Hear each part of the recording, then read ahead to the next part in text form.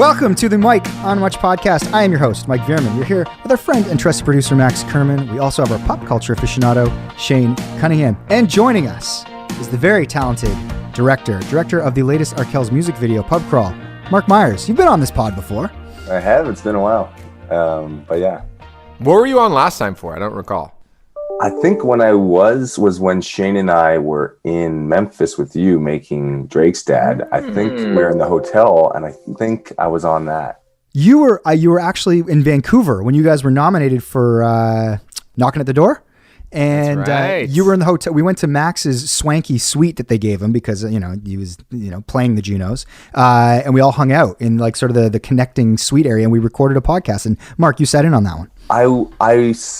Did I speak? I don't know if I spoke. I was in the room. Mm-hmm. Yeah, we did. We talked. We went through the shooting of the video. Maybe I'm wrong. I don't know. Oh yes, I do remember. I do remember now. I remember watching, and then now I'm remembering doing it because I remember the comments afterwards. A lot of drinking that weekend, so it's you can be forgiven if you forgot. But right now, what we're talking about, let's jump into it. Max, people can't see this at home, but we have a bunch of cutouts behind you, and by the time this episode of the podcast comes out, the video for Pub Crawl will be out.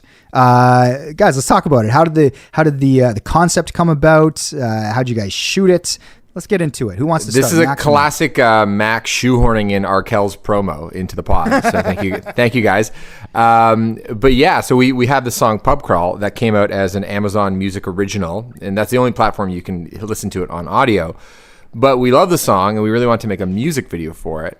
And it's hard making anything right now in 2020, especially when it comes to groups. And audio is one thing, but a music video where everyone is required to be there together is really hard. So we kicked around a bunch of different ideas. We thought we were settled on this puppet idea, but that kind of fell through. So we called the man that we call in any emergency, which is Mark Myers. And Mark has not only directed four Arkells videos, you've also edited and kind of saved the video through the edit, a few others. And we got talking, and Mark came up with this great idea that's sort of based around, which I didn't know at the time, your favorite movie, Home Alone. Shane told me that your Home Alone is one of your favorite movies. Well, I might have been exaggerating. It is one of your favorite movies, though, isn't it, Mark? Am I wrong? I'm embarrassed if I'm wrong. Mark, is that your favorite movie? Oh, mine. I didn't know if you were asking Mike if it was Mike's favorite movie. No, it's not my favorite movie. No. Oh, fuck. I like it. I thought it was Shane's favorite movie, honestly. It is one of my favorites. Sometimes I mix Mark and myself up. Which is understandable. Both like 6 feet, good-looking white guys. I was going to, when Shane had mentioned the Home Alone thing with the cutouts, I actually was reminded of this old Steve Martin movie called The Lonely Guy, which is where I first saw the sort of cutout execution, which is like a way back playback that like I pulled from my mind. But either way, very effective and cool idea, especially in these times. Go on, Maxie. Yeah, so we got talking, and Mark kind of pitched this idea, and Ash and I immediately loved it. But before we get to the video, I'm kind of curious, Mark, what's it like to be on the other end of an Ash Max phone call? Because we hadn't really talked in a long time because, you got your job, we got our job, we're obviously friends, but you got your family, we don't see each other a ton.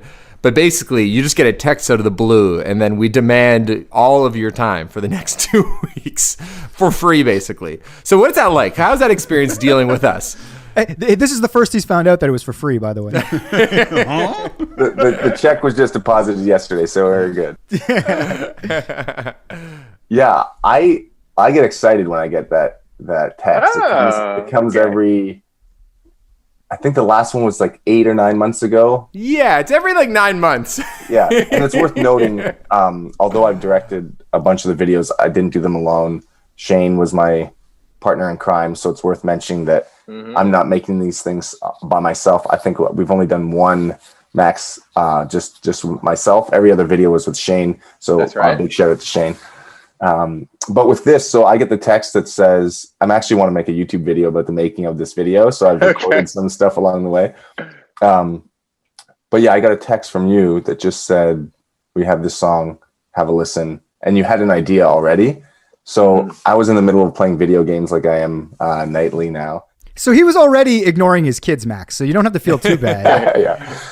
So what I think it was like, I listened to the song and then wrote back to you within like 20 minutes and just said, what if the band was the only real people and everyone else was a cutout. So that was the original idea where the as people probably know, the song's a narrative about the annual pub crawl that the Champagne Boys do. So I'm not very inventive off the start. So I'm like, okay, let's recreate this almost like the San Sebastian's Baby video. That's one of my favorite videos.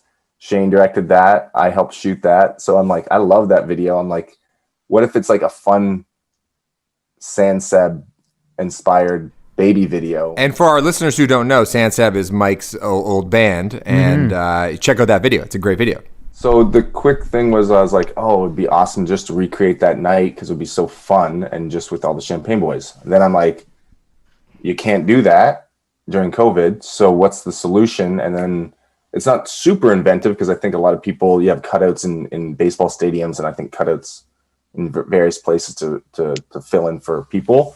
But it kind of just jumped to my mind. And I was like, oh, that's a better idea than doing it for real. And it just fits for the time. It's like, you can't do it with real people, but you want to. So what's the solution? And it ended up being a creative twist. And then we had to work through that, though, because eventually, after talking to the band, we kind of realized not everybody in the band is necessarily comfortable with being there. And if all 5 band members are there, we can only have 10 people at the shoot. Then that would limit like sort of the crew that we could have on hand. So then it kind of just whittled down to Max partying with the band. We had other ideas to have like all the Champagne Boys have cutouts, and then we're like, it's a lot of white guys just hanging out with each other and with that are unrecognizable to most Arkells fans. So we kind of ditched that idea, and it just became me in this sort of fantasy world partying with the band, and we had to. It took actually a lot of work in the setup because we had to get all these photos done professionally. So basically, you came to my house, Mark, in Hamilton, and our photographer, Nathan Nash, who did so much of the heavy lifting on this video, and huge thank you and shout out to Nathan. He set up shop. Yeah, he set up shop at my place in Hamilton, and the guys came in one by one, and we got their photos taken. You kind of had to direct the photo shoot. How was it like? Who was the most difficult band member to direct to get them to do stupid stuff? That's a good question. I think I wasn't there for Tony's. Tony did it first, so Nathan kind of led that, and Tony seemed like he was all in, like facial expressions through the roof. Like he seemed like all into it. He's smoking cigars, and it's funny how you say like the facial expressions, because like in this video, just over Max's right shoulder is Tony pulling a total facial expression there. Yeah, that's exactly right. So what's funny is when I did show up, I kind of did minimal directing, just let Nathan kind of run the photo shoot. I would just add in things here or there just to make sure we covered what we needed to cover, but he kind of had photographer control on set. You know what? It's funny, with the exception of me, who loves being in front of the camera, as you can probably tell, guys. The rest of the band don't really care that much about hamming it up, or the photo shoots and music videos aren't necessarily their thing, like acting and performing. They're not that into. So I always tell the photographer, like, you have to be assertive with the band. Like, tell them what to do, and they'll do it, but they're not going to, like, naturally be performative.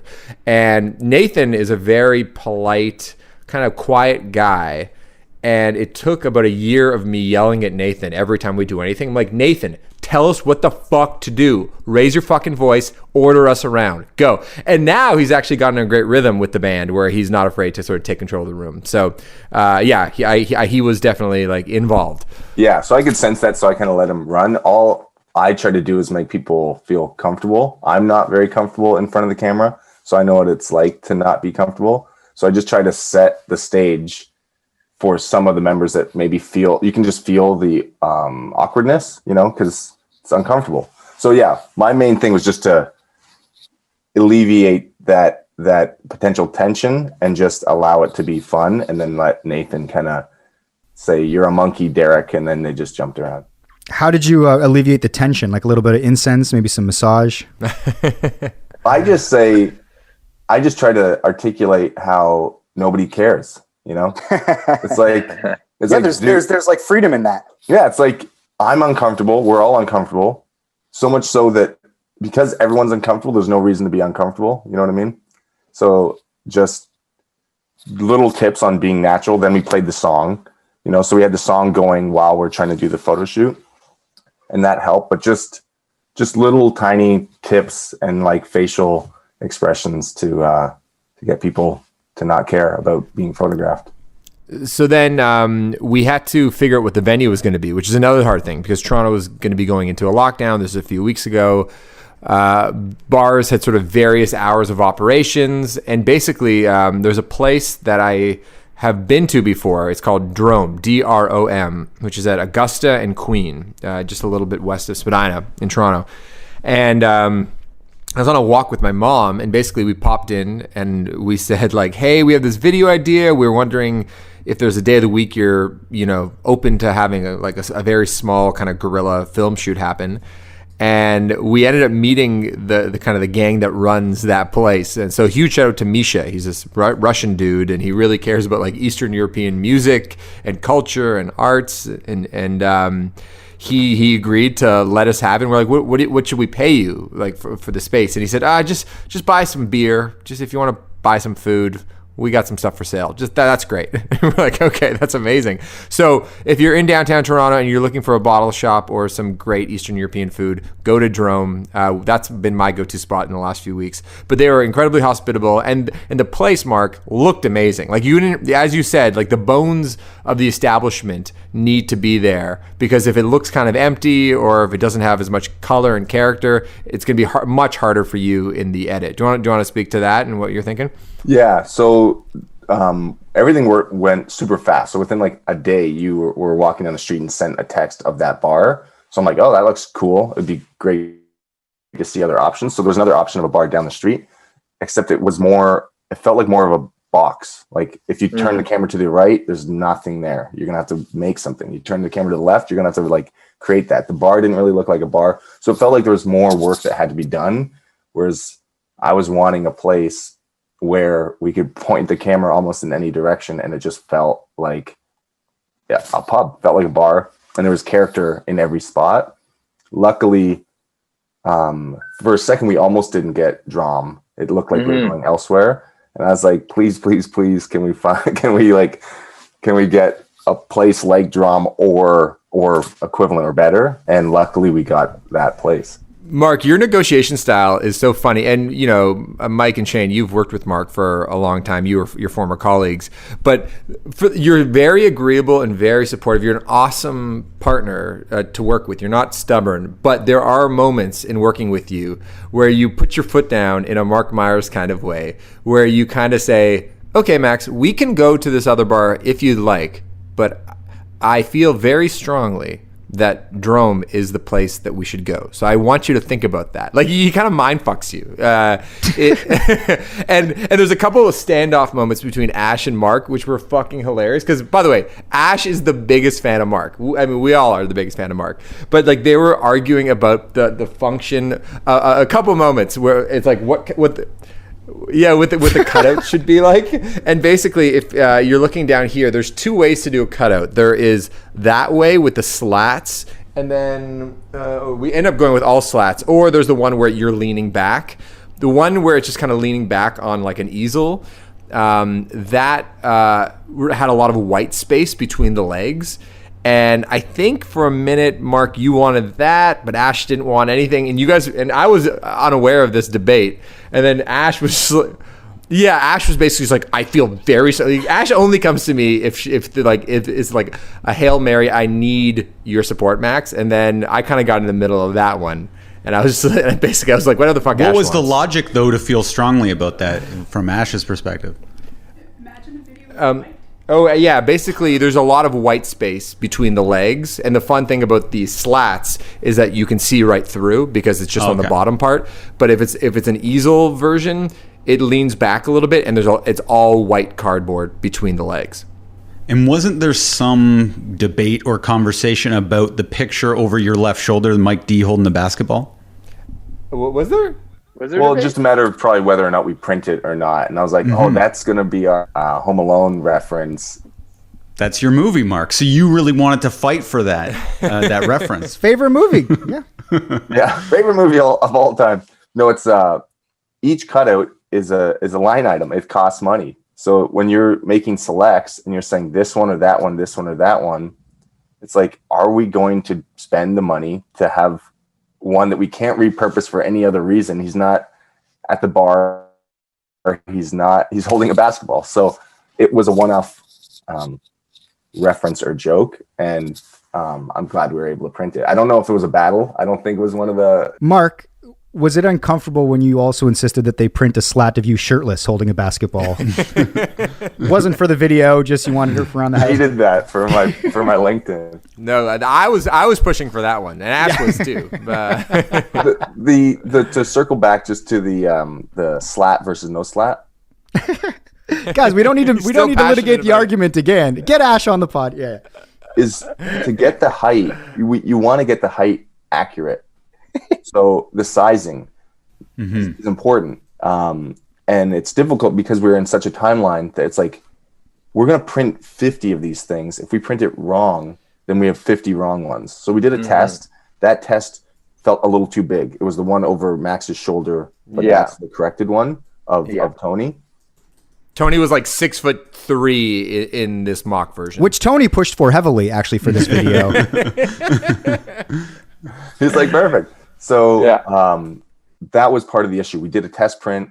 It was on the slats. There was all this white space. I'm holding my fingers up of like 6 inches of white space on the bottom for those slats to go in. So I was like, okay, if the slats are causing an issue that's affecting our accuracy of height, then if we lose the slats, we can do the back, the back supported triangular piece to get it accurate.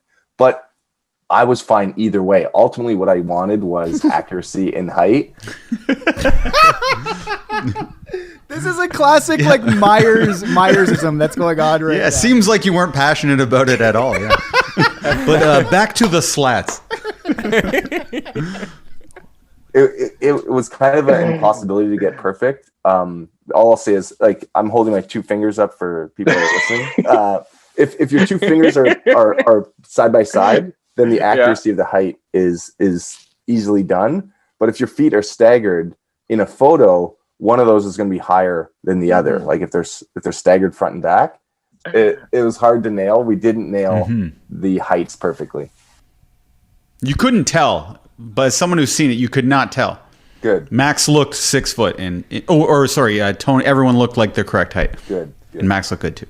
I want to also mention that this was all made under duress. So basically, Toronto Printing House agreed to take this crazy project on. We need to make these 50 life-size cutouts. And basically, they said to us, okay, we need a week to do this.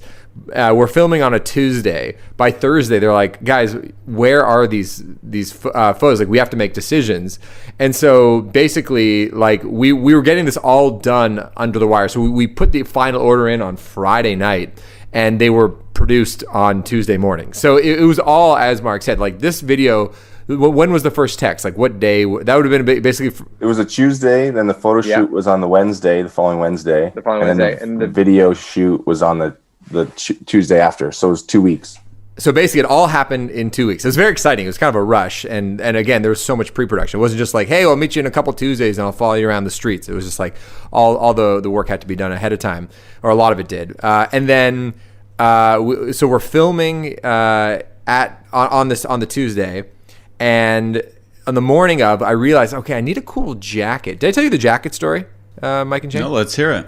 So basically, I was like, okay, the first like verse and chorus are going to basically be outside, and I'm walking towards the bar, as you've seen in the video. I was like, I kind of want a new jacket for this, but the city had just gone into lockdown, so there's no stores that were open. So Ash and I are on like our morning stroll. We're in Toronto, and we're kind of walking through Summerhill, like just north of Bloor on Yonge Street, and we're talking about it would be cool if I had kind of a long, kind of more formal jacket, but wore a hoodie underneath, because I think that would look kind of cool. And then Ash goes, oh, like that guy. And she points, and I look up, and there's a guy wearing this like really awesome yellow plaid jacket, exactly the cut that we're talking about. And I'm like, wait a second, I know that guy. I'm like, Liam. And then this guy Liam turns around, and Liam went to McMaster with me, and he's on the Global Morning Show, Liam Vu. I don't know if you're familiar. He's like this cool, swaggy, bespectacled dude. And we start talking. He's a fan of the band. He's actually ordered Campfire Chords. And I was like, Liam, where did you get this jacket? And he's just like, do you want it? Because we told him about the music video. And he just literally on the corner of like Young and Summerhill or whatever, gives me the jacket off of his back. And he's like, my boyfriend, he says I have too many jackets in the closet at home anyway, so just keep it. So basically that was the jacket that features in the whole first half of the video that was discovered the morning of the shoot. So huge thank you to Liam. And it kind of speaks to like sort of the team effort in all of this. But yeah, so that afternoon we get shooting. We thought foolishly that we'd be out by 11:30 or midnight. Never and works how did that it way. How did it go, Mark? So it went way over time. Did the owner of the bar like bring up the printing specs, and did that cause like a 2-hour delay maybe? He's like, these don't look totally proportionate. I do know Nick, and he doesn't Like, seem "Shut this up." tall. Yeah. No, it's just classic. It's like, in my mind, I'm like, okay, I'm only working with Max, right? That should speed things up. I don't have to there's no sync with instruments that I need to deal with or like shoot every, you just shoot stuff for a few seconds. So I'm like, okay, we can fly through this. I'm trying to do the math in my head for how long shots are going to take. And I'm like, okay, let's get this done and we'll be done by midnight, done by 11, done by midnight. We didn't finish till 4:30, getting right to it. So that was not great. What was good about that though is that I ultimately did want some empty street shots. So it happened to, while we were shooting inside, it happened to have lightly rained outside. So what happens when it rains is the whole city, the streets, the sidewalks, everything becomes a reflective surface. So all the night lights just look so much better because you have this wash of the whole city. So by the time we go outside, nobody's on the street. Max is performing in the middle of Queen Street with Fucking freezing. rain. I'm in a Yeah. t-shirt. Yeah. He's like, jacket or no jacket? I'm like, probably no jacket. Sorry, Max. And then Mark's like, I'll take my jacket off too. I'll take my jacket off too if it makes you feel better. I'm like, fuck you. I'll just take it. I was like, keep your fucking jacket on. All right. Any excuse to take your shirt off, eh, Mark? Yeah, I was trying. Okay, I have a question though, guys. You guys have all been on part of many shoots. Like, it always bewilders me that for the first half of it, everybody's so casual. And I'm like, you guys have done this a million times. Everyone's taking breaks. Everyone's going really slowly with all the shots. And then it's like, it's 4 hours in and we've shot one thing, basically, it feels like. And then the last half of the video is like, fuck, we gotta go. Like, don't you guys learn your lesson? Like, why does this happen every single time? Doesn't the film industry know? We probably all have different answers as to how we direct and how that unfolds, but Shaney was going to say something. Well, I just think the crew is used to working constantly. Usually the director has a month or two off in between each shoot, and you want to seem relaxed, so you're kind of going at a casual pace to comfort yourself and to comfort the talent, and you always secretly believe it's going to be on schedule, and it never is. What was your answer, Mark? My answer is partly that. I know it in the back of my head that this is happening. This is going to happen. So I try to curb it, but I don't do enough shoots.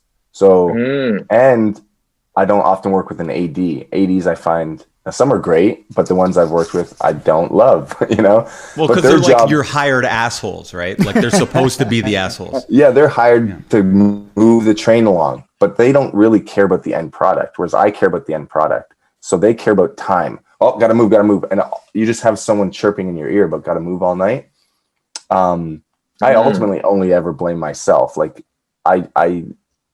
this video, I wanted to make sure everyone on set knew the vision. So I like explained it to everyone. I showed the storyboard essentially because I like buy-in from crew, because I feel like, if they aren't just pushing buttons and they actually know what we're trying to accomplish, that maybe that, buy-in helps push it along. But you're right, Max. Like, it felt like a few hours in, it's like, have we got shot one yet? And I made Max walk down the sidewalk at the beginning far too many times. But luckily, I'm happy that I did, because although I had an idea of how I wanted the opening to be, it took that many takes to go, I actually want him opening, because Max is singing the lyrics as he's going through essentially an acting moment of coming into a bar.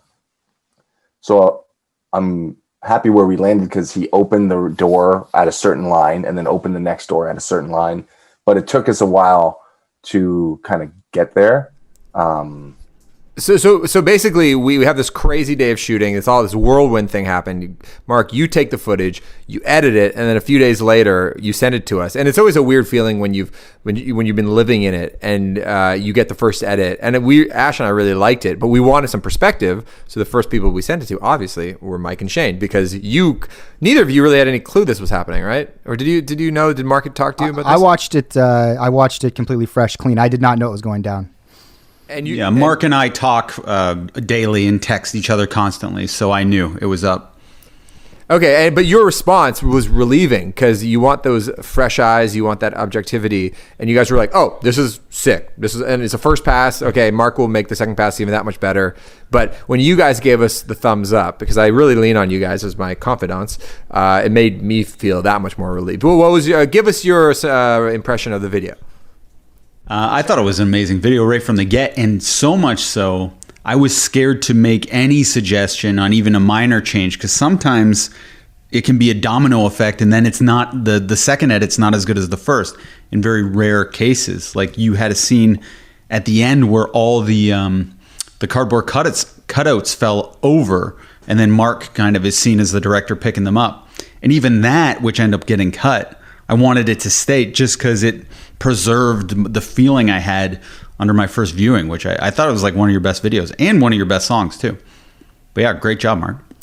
Yeah, I felt the exact same way. Like I watched it through, and I think anytime you watched, and Max, you'll send a lot of stuff, or we all send each other stuff usually like after a first pass, and just kind of like, hey, what are you seeing? Because you're always gonna miss stuff when you're in it. I thought it was great the first time through, and anytime you're gonna even give a note, it's like it's got to be something that like stands out where you're like, oh yeah, like maybe that's like this, and then you go, I don't even know if this can change, but maybe this is a suggestion. But nothing stood out to me that I was like, oh, this could improve the video. I was like, the video to me was like such a great watch. Like Shane said, it's one of your best videos. The song feels so good. I think it's so of this time. Like it's kind of got this like bittersweet, nostalgic, like it's kind of like it encapsulates what it might be like this holiday season, but it's also very joyous. Like it kind of lives in all these places. I think that's a really hard thing to pull off.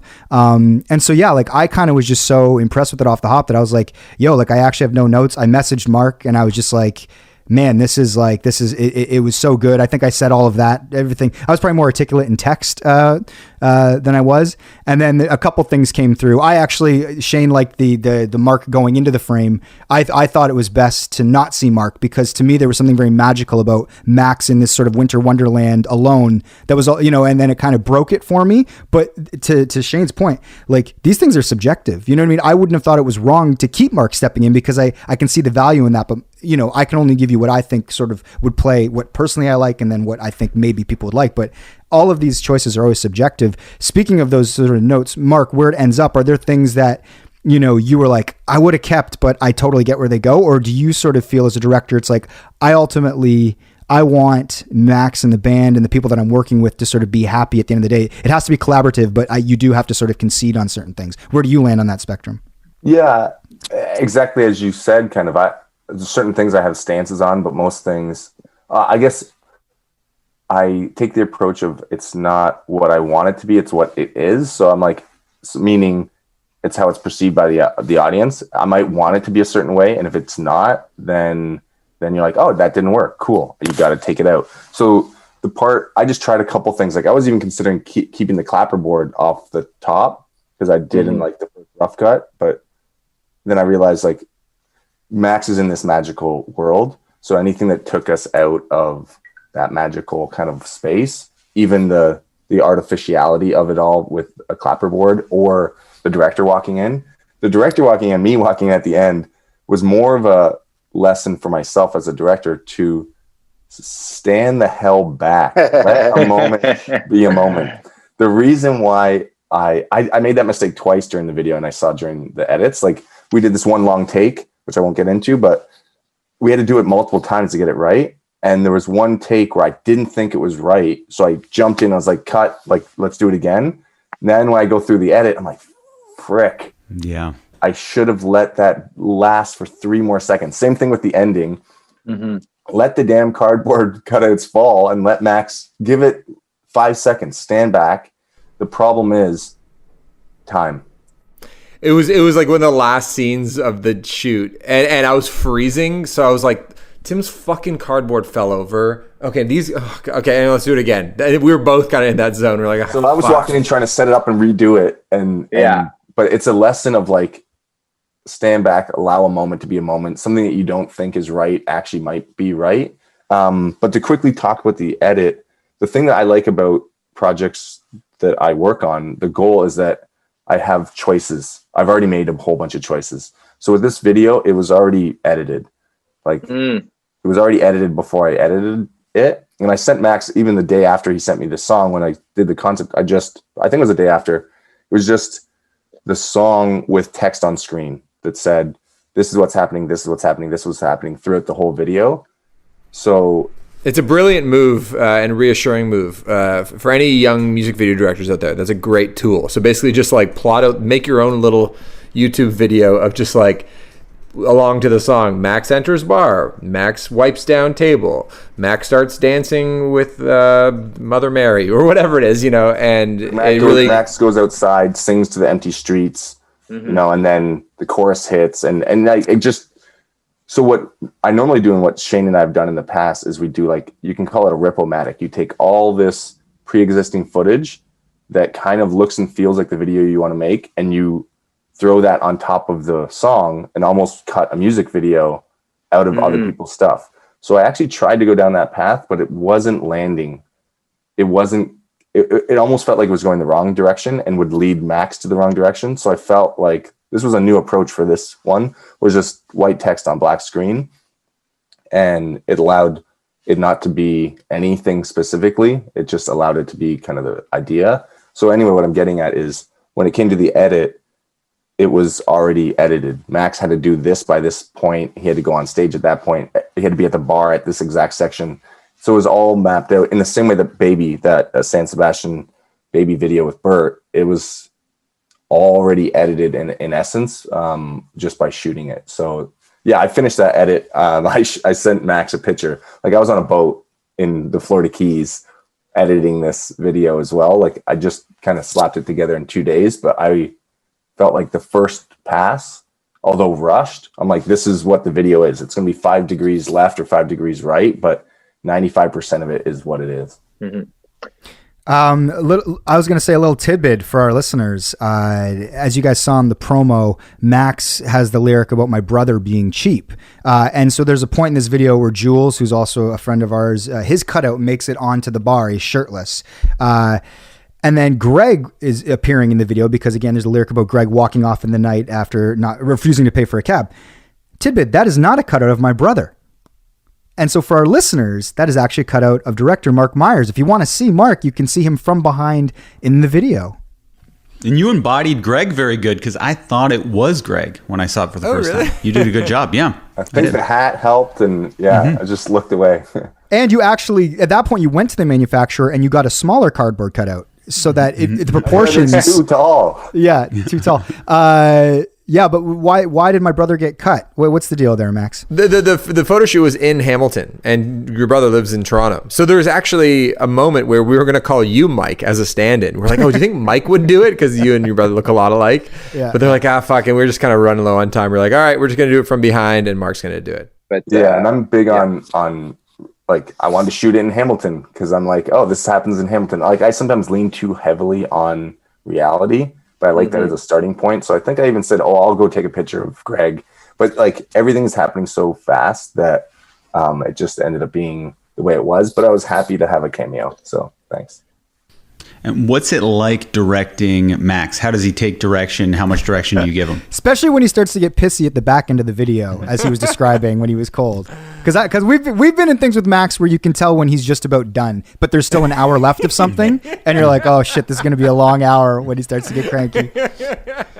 It's a good question because you all know Max is like one of the greatest guys. Like he's such a good. You put that in quotes, by the way, for our listeners. Somebody's angling for the next video. Yeah. No, but you're such a positive, nice guy. Like as a base, like that's just your starting point. So I'm always in my head of like, am I going to throw him off his happy self? Like don't do something that's going to throw him off. So he was easy and great. And no, it wasn't until it's like when I make him do so many takes of the start of the video and I look at my watch, I'm like, we've just started. I've probably taken, I've leaned Max a little bit away from his like true center nice point. Demeanor.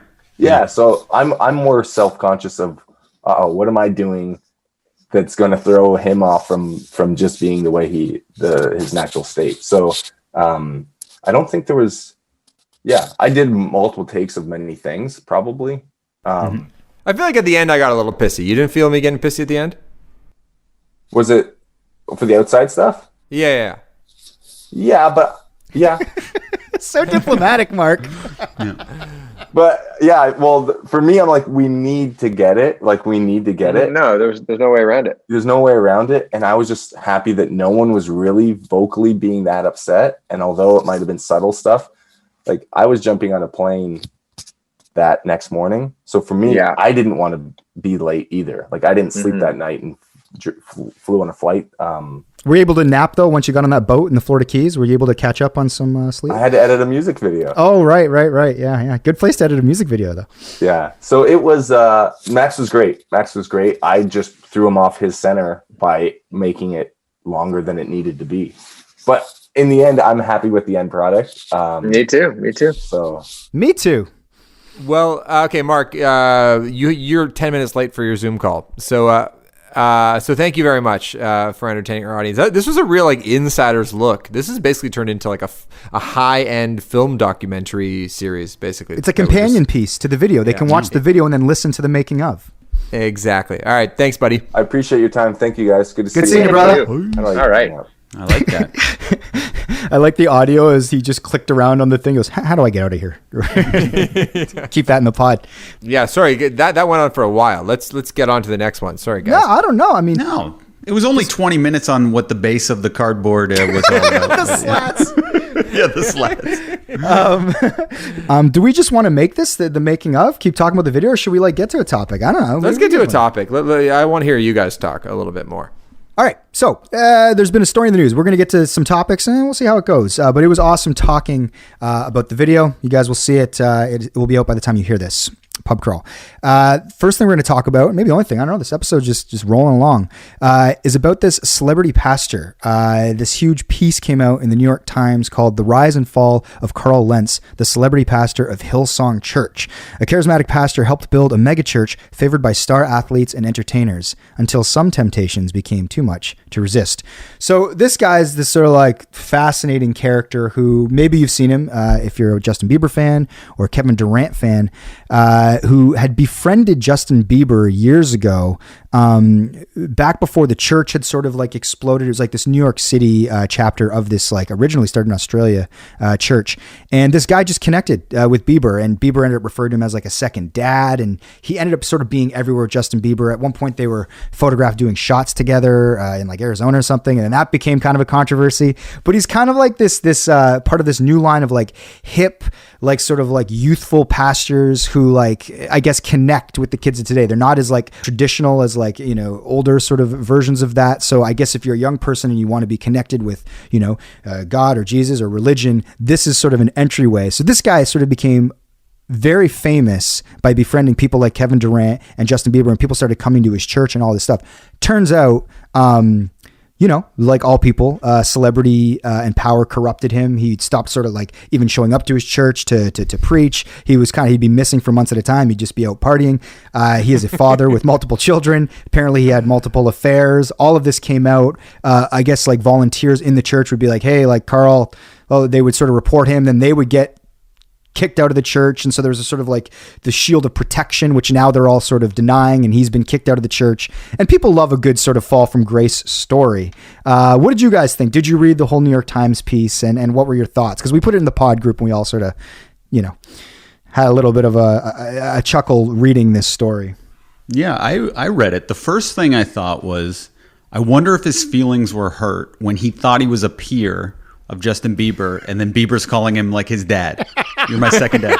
Like, Like, imagine you were friends with somebody and it's like, yeah, you know, me and Bieber are just on the same wavelengths. Like, hi, you're like my dad. Like, oh, all right. Because this guy also like dresses super youthful too. Like he's in like the long low cut shirts and the ripped jeans. Like And he's ripped too. Like he's very physically fit and he wears the hipster glasses. So, and he has like that fake tan look, whether his tan's real or not. It looks like he was overly tanned back in his heyday.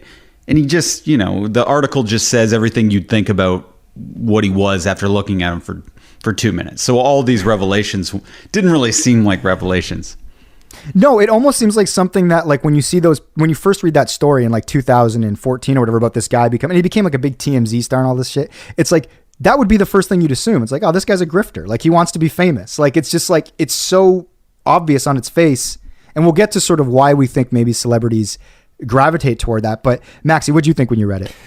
Well, I vaguely remember him like showing up in Durant's posts and Bieber's posts and thinking like, oh, this guy kind of looks like a douchebag, but if he's a religious man, he must be sort of transcendent of all of that. He must be like that sort of supreme human who, you know, looks cool and works out all the time and like rich and famous people like him, but he's also a man of God and he lives by those rules. So I'm like, he Goodness just must of heart, like he's pure. Exactly. And then realizing that he is a grifter, it just makes me think I would be susceptible to that kind of guy because I was fooled. I was fooled until I read that article that I was like, he's not what he says he is, even though to everybody else who's a little bit more discerning. Because I think generally speaking around, this happens sometimes when I'm with Ash, like somebody will reach out to the band and I'll be like, they seem kind of nice. And Ash will be like, I have hives right now listening to this person pitch us right now. Like, there's absolutely no way we're doing anything with this person. And then I go, huh? Okay. And then I think about it for a few minutes, or then I'll ask a mutual friend, hey, what do you make of this person? And they'll be like, that person's insane, Max. Don't go anywhere near that person. And then Ash's hives were obviously correct. So basically, I put myself, when I read the article, I put myself in the shoes of a Bieber or Durant, and I'm like, and I said, I get it because I'm not that discerning. Whereas I think you guys are much better at smelling the bullshit. And that's why, you know, I got to keep you guys around. Not just the friendship or the good hangs. No, I need to be protected. But what about you, Mike? Like I feel like you're a very sort of like you read the room as well as anybody. And like what were your thoughts on the article? What sticks out? Well, one of the things that stuck out, and this is no surprise to me because like I've had thoughts. I've been reading about this for a long time, but like even in this article, just how naked of a business religion is. Like when they go into the infrastructure, like basically it's like you're reading about a franchise, like a restaurant that started in Australia as this small thing that this guy sort of inherited from his dad, and then he kind of tried to branch out, and then he grew it, and then it gets to New York, and then this sort of transcendent, you know, pastor in Carl Lentz comes along and he sort of explodes it. And you're reading almost like the rise and fall of a business in some ways, but I'm just like, it's like, but we're still talking about religion, like the sort of the sort of like finding something in yourself, like the humbling yourself in front of God, like sort of the purity of religion, the idea of like, you don't need the material things that Carl Lentz seems to value, or that like at the end of the day, like this church had VIP seating for like celebs in New York to come by. So it's like, oh, well, if Haley Baldwin's here, like she's up front. And then it's like the people that are like, you know, really following that church get booted to the back. And it's like, there's a hierarchy and there's like VIP sections. And it's like, this is no different than a club or anything, but it's sort of mirrored or it's disguised under the sort of like, you know, the tent of religion, which also means that these people don't have to pay taxes, which is like this whole other issue and scam. But it's just like so interesting to read it that sort of like blatantly. Well, I feel like you see this a lot in all in the culture, especially with the Instagramification of the world that we live in, which is like there's all these pursuits that in the past were known as sort of noble or virtuous. Like you see a lot of these are sort of health and like wellness people that are basically just like hot people that want to show off their bodies. But it's like it's all under the guise of nutrition and meditation and mindfulness and health and spirit. But it's just like more of just an opportunity to get as famous and as rich as possible. It's just like another avenue where in the past there's like you can either be an actor or a celebrity, but now there's religion you can put on Instagram. There is health and wellness. There's a lot of different routes to go by. Yeah, and it's like not a revolutionary statement to say like that they're just selling you religion. They're selling you peace of mind. And if you get something out of it, then I'm happy for you and you get it. But it's just like when you look at this, it just feels so like blatant in a way that like maybe people don't care. I don't know. You know what I mean? At the end of the day, like I said, if you get something from it, you get something from it. So that stood out to me. Shane, I think you could be a good celebrity pastor. I think people like are attracted to you in an unusual way, and you are people like want your attention and affection. I feel like because you're a little mysterious, but you're funny, and you can have a good mix of building people up, but also really cutting them down, which makes people want your attention even more. Do you think? Yeah. Do you think you could be an effective celebrity pastor? See, it would just be too much pressure for me every week. I would put too much into it. And like I can perform, but I like to do the same thing every week. Like when I used to do these big speeches at the movie theater, it was more or less the same rehearsed speech every week that I could give a lot of fake confidence into. But I think I'd be a good guy behind the pastor. Like what I find is a lot of very charismatic people are drawn to me, but I'm not the charismatic person. So I'd be a good like right-hand man to the charismatic person. You know what I mean? Because I'm not easy to win over, and charismatic people like winning over somebody, and so they're drawn to me to unlock that challenge, and then I can direct them to be the better pastor. Hey, kind of related. I also sent this article in the pod group. Did you read the lawsuit from Chance the Rapper's former manager? Did you guys take a peek at that? I haven't read that yet, actually. Sorry, there was a lot of text. I read the Kevin Garnett one, and I always read the most recent ones. I read the shit I wasn't supposed to read. That's okay. Well, interesting stuff. So basically, and this is pertains to my interest because obviously I'm a Chance the Rapper fan, and I always heard about this manager, Pat the Manager. He went by Pat the Manager, and he manages Chance the Rapper, and he's sort of like this chubby white dude from Chicago, and they seem to have this like real partnership, and he oversaw like the first 3 mixtapes which were underground. They were for sale. They weren't for sale. They weren't on any streaming websites, and that sort of solidified Chance as sort of a man of the people. And then this lawsuit basically claims that Chance fired him around the time that his last record came out. And the last record famously is kind of a flop, and I was really disappointed in it because I thought it just, the expectations were really high on going into this record, and it just did not deliver. And Pat, the manager, basically claims that Chance owes him a bunch of money in commissions, which is like pretty standard. When a manager gets fired, you sort of say, okay, you owe me some money. But what he does in the lawsuit is that he outlines basically how flawed Chance's approach to making the latest record was. So he's like, so basically Chance told me that he announced his new album before it was even made. It was incredibly rushed. He did not put the time and effort into making the album. All the reviews said it was a terrible record. I advised him not to do this and do that and do this and do that, and he went against my suggestions anyway, et cetera, et cetera, et cetera. And I'm just reading the thing. I'm just like, this has nothing to do with your commissions that are owed. You're just using this as an opportunity to kind of absolve yourself from that shitty record and just kind of call out Chance for sort of his like reckless artistic behavior. But he's kind of saying if he stayed with me, he would have made a lot of money. I'm the secret ingredient to Chance the Rapper's success. Well, no, he is saying that. He totally is saying that. But there was a point to what he was saying. He's like, hey, here's what he does without me. Here's what he does with me. How much money do you think he owes me? Right? That's the... But I think the nuts and bolts of the lawsuit, though, are basically saying like, oh, he didn't pay me royalties on certain things. So it has nothing to do with like whether the record was a flop or not. It's just like, oh, he just hasn't paid me my commissions yet, which kind of has nothing to do with the sort of the career game planning that he's also talking about. It was just like a funny opportunity to like make a press release just to shit on somebody like through the lens of a lawsuit. Well, it shows you have the Midas touch. It shows your value. I see what you're saying, Max, but there is a point to it. Yeah, no, I totally get the point. On a PR level, it totally makes sense. I just thought it was funny that it was through the lens of a lawsuit, because he could have just tweeted those things too. He could have been like, not working with Chance anymore, but here's what happened on the last record. But instead he like put it through a legal framework. It was like there's no reason to include like he was just being sort of like he was distracted in the studio, he procrastinated, he had a bunch of hanger-ons that weren't helpful. This. It's like that's kind of beside the point at this point.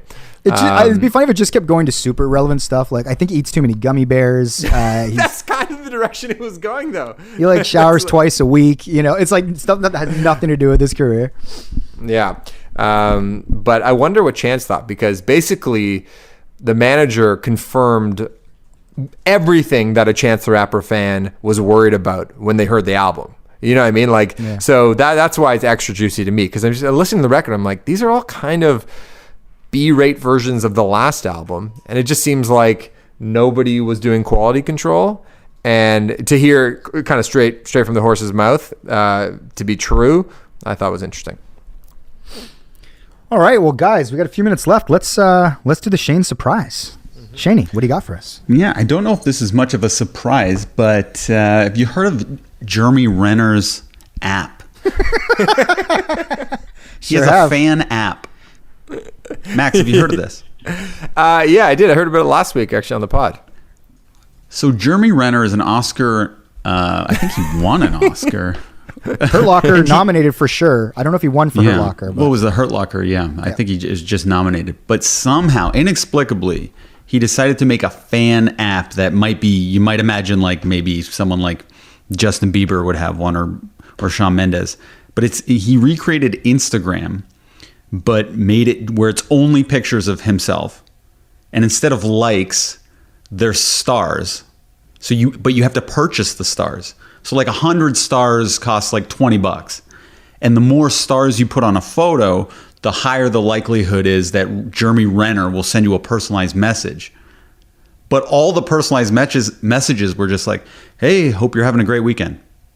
and it was so ridiculous, and it just got overtaken by trolls. So people started subscribing to it that weren't even Jeremy Renner fans. They just wanted to fuck with him. A bunch of YouTube videos ended up being made where they just make fun of Jeremy Renner. And these videos accumulated millions and millions of views. There's a popular podcast called The Renner Files, which the whole goal is just to make fun of this app. And it's really well done. It's by Carolyn Goldfarb and Sarah Romos. And they're kind of like Nathan Fielder-esque people, and they really deep dive in this hilarious investigative reporter style. And I was just thinking, is there anything you've done that you thought was going to be a really well-received project and it just blew up in your face or didn't achieve what you thought it would? There is... It's a good question, because I have lots of ideas, and normally before they get out the door, Ash will vet it. So if she wasn't around, I'd probably have a lot of examples. But also, I find that the internet can be kind of unpredictable. You know what I mean? Like where there's some things that really take off that you didn't expect, and there's other things you're like, oh, this is gonna be a home run, and no one gives a shit about. Ash, can you think of any? Ash is right here. Are there? That we did? Or that didn't turn out. Mike, do you got anything? I would say, like, in general, whether it was like when I was at the band and doing music videos, or like whether it's like the Crave show or anything, I'm almost too cautious where like I won't take enough chances, where my whole sort of like edict is like, in 10 years when I look back on this, I don't want to be embarrassed of it. So then I tend to like get a little bit too boxed in on like quality control, where I think that that leaves me, I leave stuff on the table by not taking some more chances. But as a function of that, I can't think of too many things I do that I'm like, shit, that was embarrassing. Like even if it wasn't popular, successful, I look back and I'm like proud of it. That being said, however, there was one thing that Shane and I did, and it's funny, it's always something Shane and I did, but because we've talked about doing. No, I was thinking of something you and I did too. We've talked in the past about getting up after the MMVAs and like emceeing the thing in the suits and all that. That was a disaster that we thought was going to be great. But there was another thing that we did where Much was putting together a new show called like Much Buzz or something. I don't know, but they had a bunch about that. They had a bunch of people audition for it, and they were like, oh, Mike and Shane, you guys in the building, you know, we think you guys would be great. All this talent, come in, like audition. It was kind of like a panel show where you made fun of like stuff on the screen, and it's like, okay, we can like improvise and make some shit up. So we get in on this stage and we're kind of auditioning. They brought different people in, and it's like, it's going fun. We're having like a laugh. And then they ask us to improvise like a song on the spot. So you have to like stand up in front of a microphone and you have to basically just sing about something wacky for like 30 or 40 seconds. And so like I get up and I'm like, hey, I'm here, whatever the song is. All I remember is like that 40 seconds was the worst like thing I've ever done in my life. And it probably exists on a tape somewhere in the basement of like Much Music 299 Queen. And I would hope that never sees the light of day, because after that, like Shane and I went to the Friar across the street for a beer and we were like, why the fuck did we do that? That I feel terrible. I thought I was a cool creative person before I did that. And that was a disaster. I hope that I never, and it puts you off doing that kind of stuff. But Shane, you remember that? Yeah. Like that was one of the most humiliating moments. Yeah. That, okay. Top 3 humiliating moments is that, because I totally froze there. Like I couldn't think of any improv song to make up. So I really froze. Then when we hosted the MMVA after showing our tuxes and my mic was having all the feedback and the guy had to talk to me over the mic. The sound guy. You're holding the mic wrong. Yeah. Yeah. And I just ran off stage and hid in the bathroom for 4 hours. And then related to that time we had to do that impromptu song, a few weeks later, they called me back for something else, which was a comedy show. They were looking for hosts. And it was kind of like, I guess, a snarky comedy show.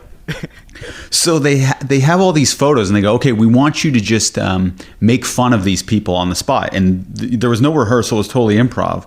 And they pulled out a picture of Doug Ford and they just wanted me to make fun of him.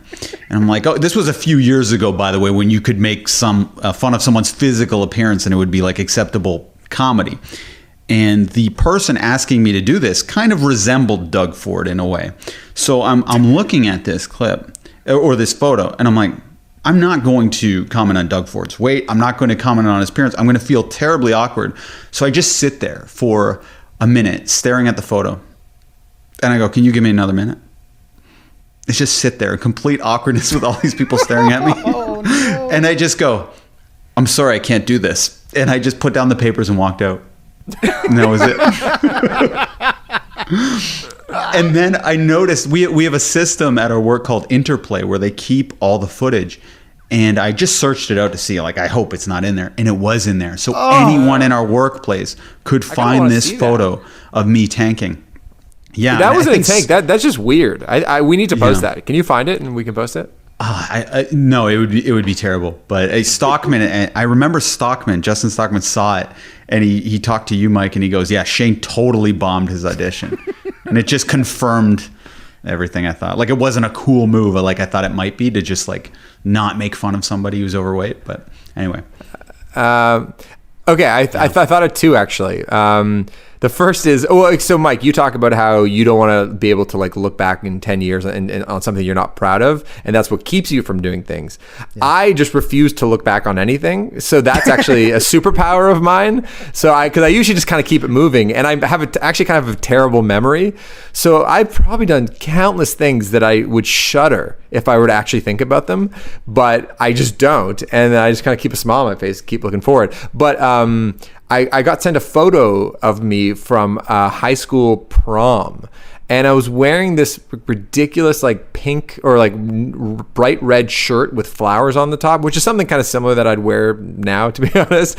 But I'm also wearing bowling shoes for some reason. Like I'm wearing khakis with bowling shoes, and I'm like, what the fuck was I thinking? Like there was not any point in the culture that bowling shoes were cool, but I thought I was onto something. So there's probably been a lot of like fashion miscues over the years that I'd be very embarrassed about. But actually, in terms of like what's like the worst gig ever, that's something I thought was going to be fucking excellent and ended up being a utter disaster. And I might have mentioned this around the pod, or I might have told you guys before, but basically we were asked to play this journalism awards event in downtown Toronto a few years ago, and it was going to be like a ballroom full of the most serious journalists in the country, like from the Globe and Mail, Toronto Star, everybody, and it was an awards for them, and they wanted us to kick off the night.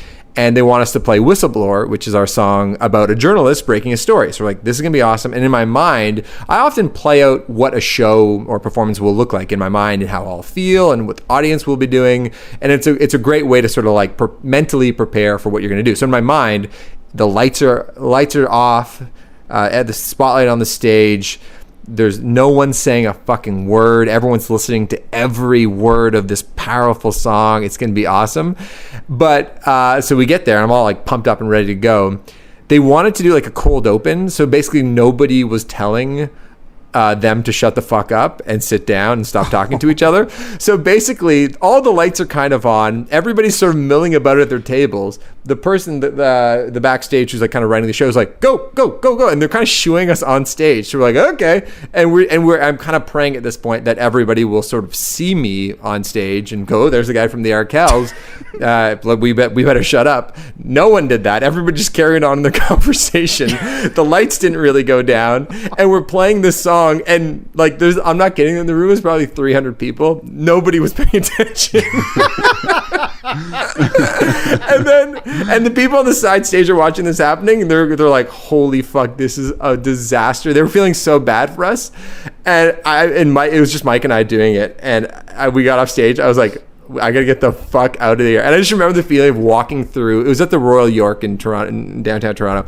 Just walking through like the back stairwell where like the servers would be kind of taking the food. I'm just like, that was it. Just that feeling that when you like leave the thing, you're like, I need to do 7 shots right now because it's just so fucking terrible. But yeah, so that's an example of something I thought was going to be this like really important moment in my career, and that it was all acoustic, these journalists, right? It was all like it was going to be acoustic guitar. It was going to be acoustic guitar with just like the vocal and 2 acoustic guitars, and of course it was the complete opposite. There's my Jeremy Renner. That's good.